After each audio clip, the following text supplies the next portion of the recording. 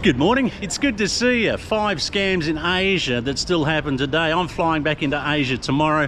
Thought I'd give a bit of a heads up for people who haven't been there before or only relatively new, and they're the scams that I know still happen and got some personal experience with.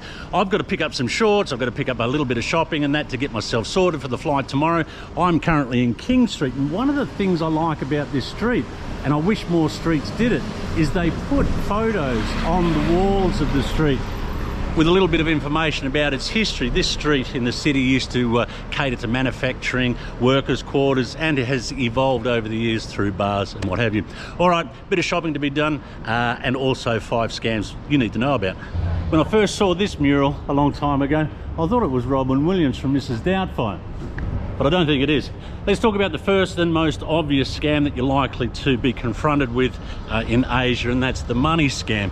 This usually takes 2 forms, or there's 2 parts of the money changing process where it might happen. In my experience, it's all sleight of hand. So the first instance is 6 months ago, I had a friend visit me, or maybe longer, 12 months ago, I had a friend visit me in Ubud, and he had 4 $50 bills.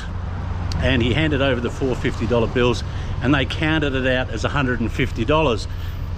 When people are in new environments, they're not used to processes, there's a lot going on, it's a bit chaotic, you sort of get a little bit flustered on your first couple of trips out, and these scammers take advantage of that. Obviously my friend was a little bit too experienced to be called on that, so he said, no, give me the money back, and counted out the 450s, and there was 200. The other part of the process where you might be scammed at a money changer or a money exchange is when they count the money back to you.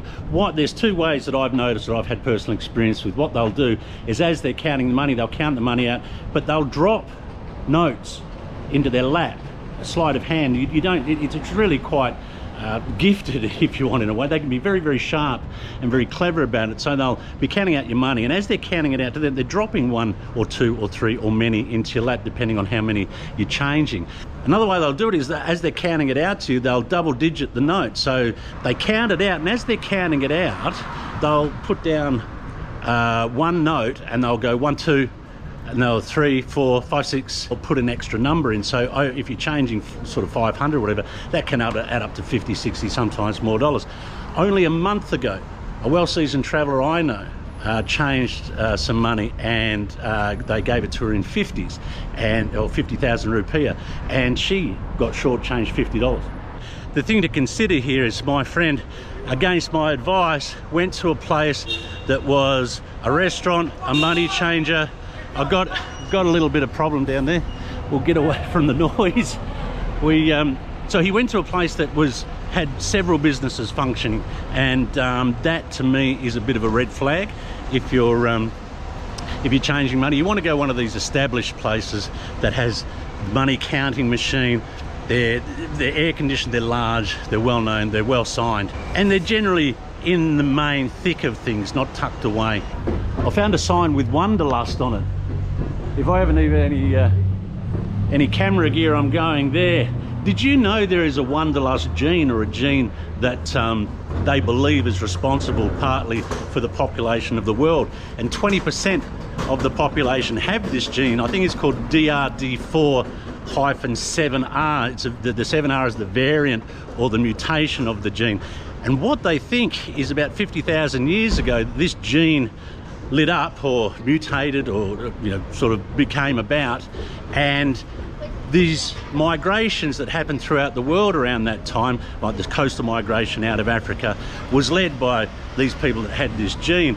And I know when I speak to people who are lifers, as I call them, they have committed their life to traveling, we all agree that there's something that we can't even put our lips around, and we can't put into words, that drives us or compels us to travel. And I suspect, even though I haven't been tested for this gene, that I probably have it myself. This gene also contributes to people or compels people to do risk-taking activities like jumping out of planes, jumping off cliffs, and looking for a bit of excitement. It's got to do with dopamine receptors and inhibitors, I think. Don't quote me, I'm no scientist or doctor, and I believe that this gene sort of inhibits dopamine output, So people are looking for more extreme things to do, looking for new environments, unfamiliar surroundings, just to get a bit of a buzz. I think I've got it. After scouring the city for a couple of hours, I finally found a couple of pairs of good old-fashioned cargo shorts, ones that come to the knee. I'm standing in front of what used to be called Perth Entertainment Centre. I think they call it the Arena now. Look, it's been up for what, maybe 10 years, and I just have a bit of a problem with these types of designs.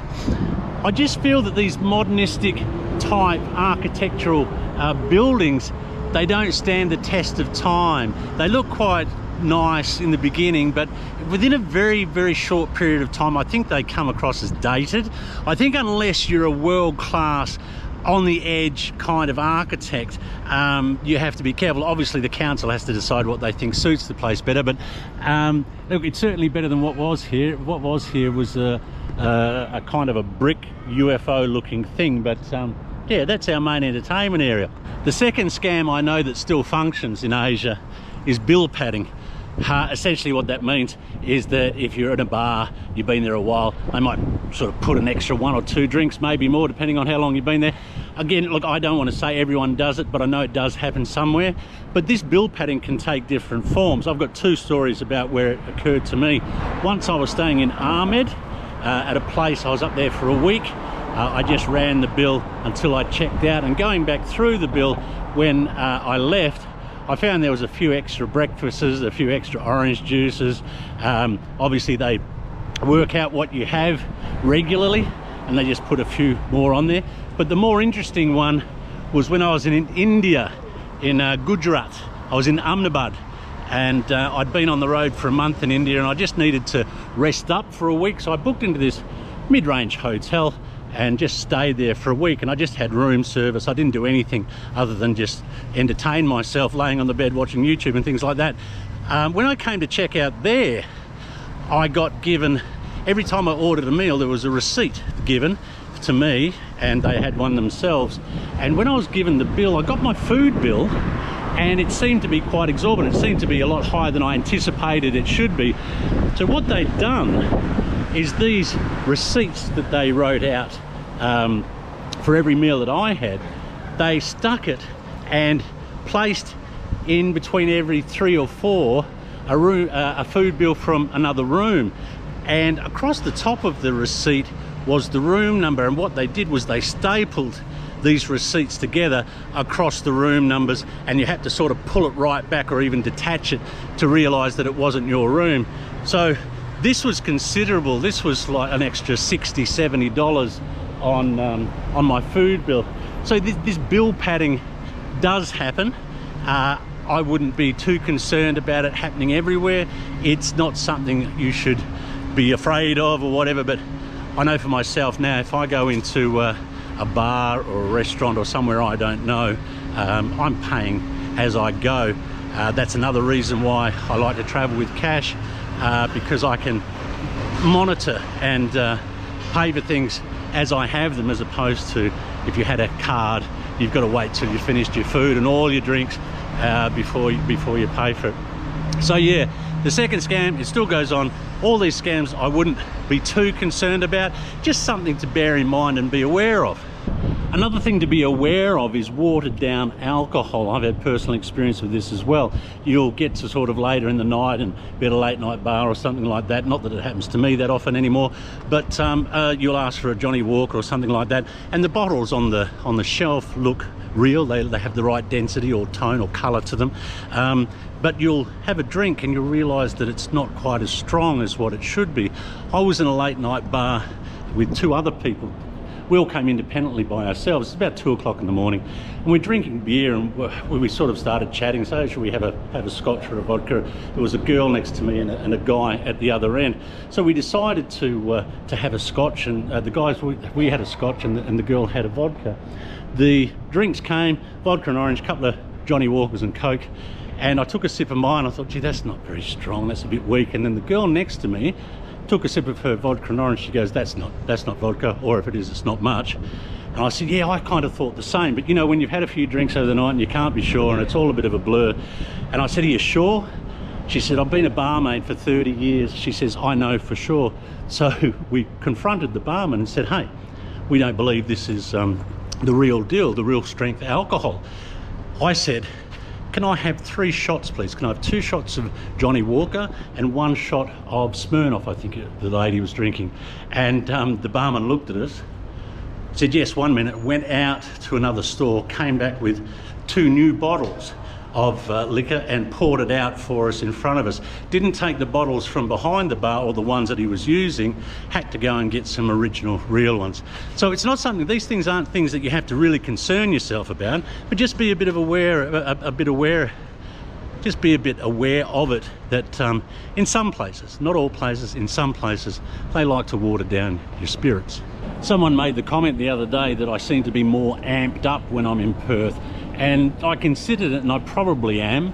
It's because I've spent a lot of time here. I've spent a lot of time here over the years, and it's sort of all very, I don't know, it's kind of already known to me, and I guess the things that are known to us lose a certain element of excitement or interest, and I guess I'm just trying to, I don't know, vibe it up a bit or something like that. Also, I'm getting closer to leaving. I'll leave tomorrow, so I'm pretty excited about that. That's got me a bit pumped. I've just stopped to hang out with the kangaroos and the spacemen.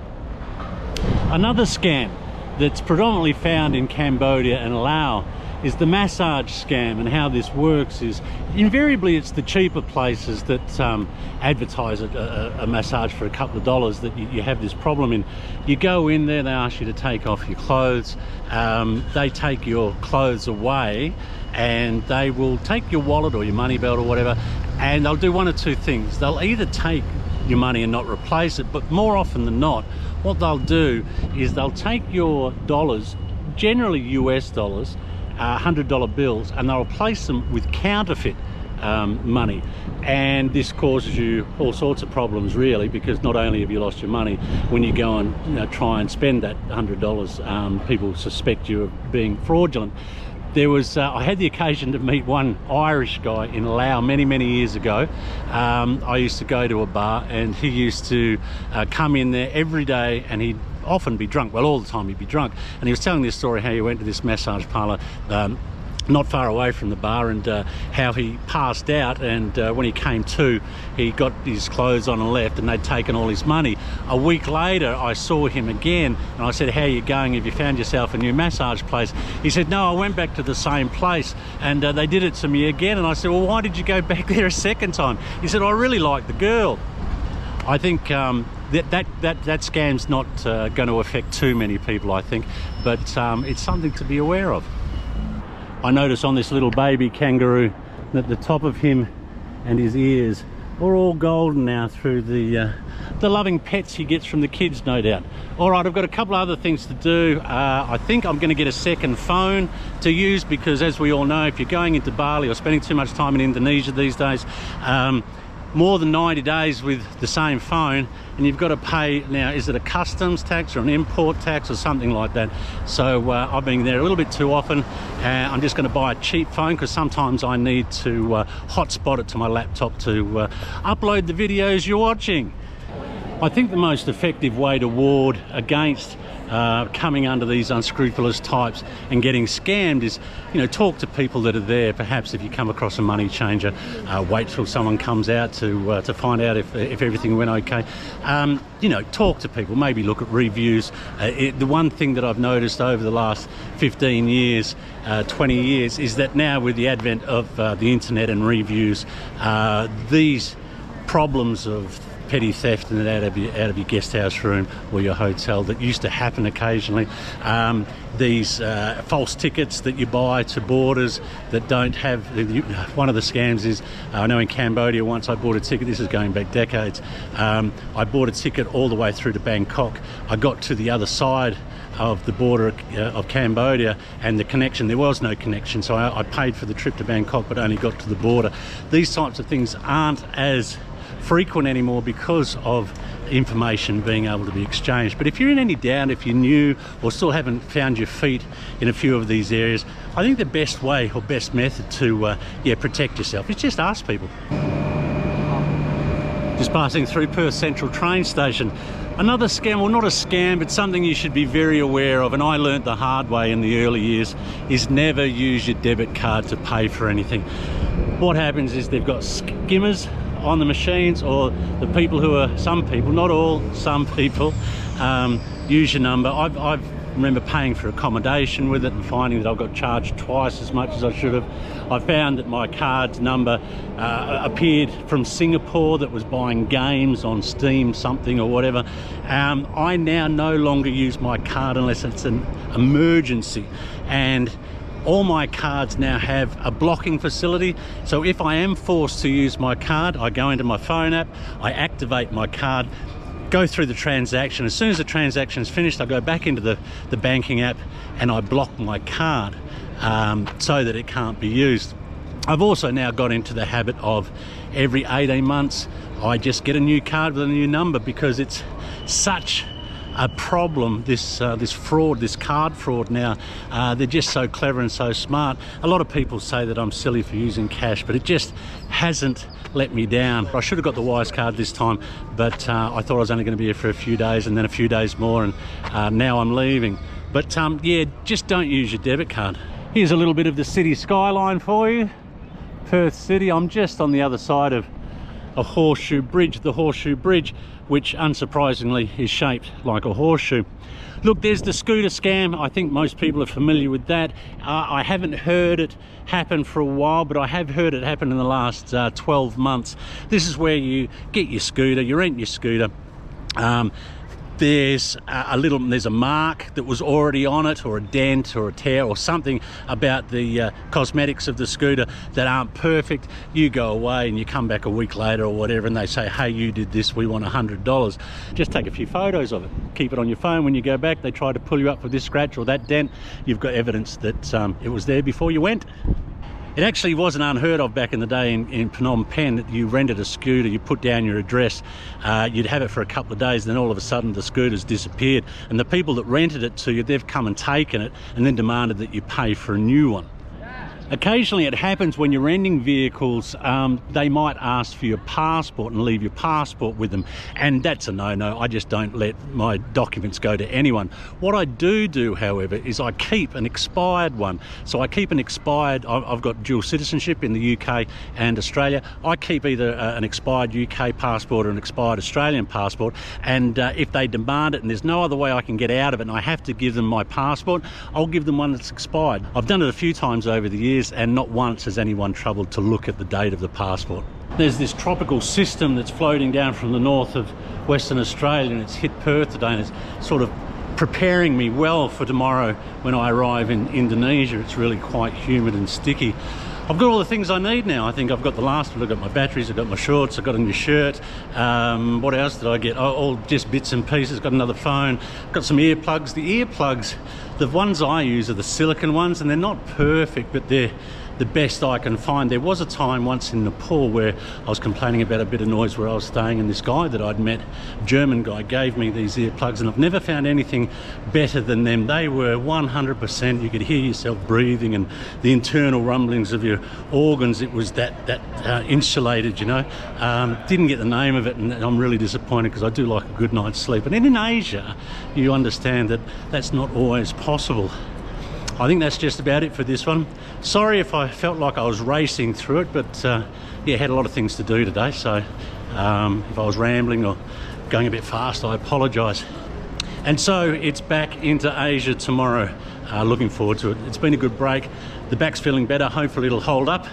But that's just about it for this one. As always, thanks very much for coming along for the ride. I hope you're well and happy in life and doing the things you want to do. Let's go to Indo.